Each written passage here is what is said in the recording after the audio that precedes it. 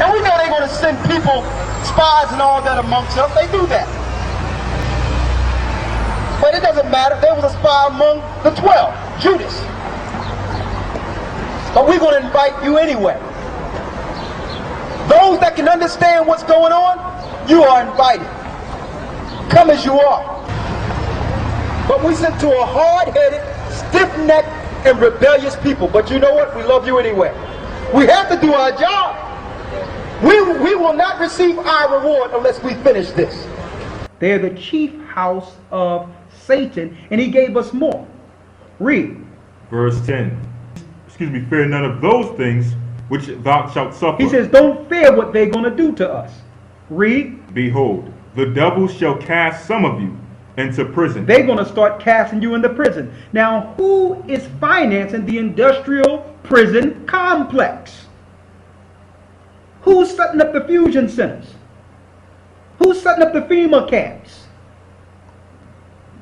And Christ tells us, listen, don't fear what they're doing. Who is pushing the legislation so that Barack Obama can sign the National Defense Authorization Act? But Christ says, don't fear that. They're going to throw us into prison. Why? They believe that we were born to serve them.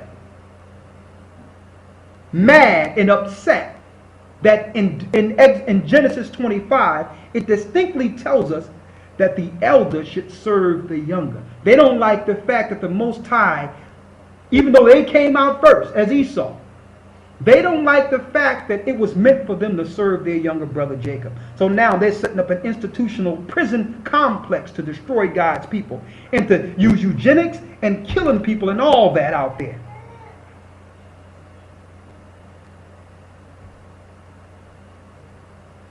And sometimes, let me tell you, sometimes I don't even like to talk about some of these things that I'm speaking about. We had one situation that we had in the United States right before we left out. It was absolutely crazy. Way before, a little before we left out. I don't even like to talk about it. There was police who grabbed Azel while we were in the States for nothing. Put him up in some study center someplace for a day. I seen him the next day. I'm looking at him like, you okay? Over $1 or something, a BB gun or something small. I don't even like to put these things out, but listen to what they did.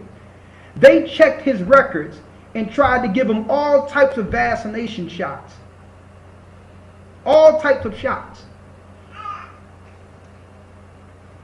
And then they just released him. Okay, you can have him. That's what they're doing in these institutions. They want to grab your child for a while. The next thing you know, he was down in the hospital for over a week because of those vaccinations. This is what they do.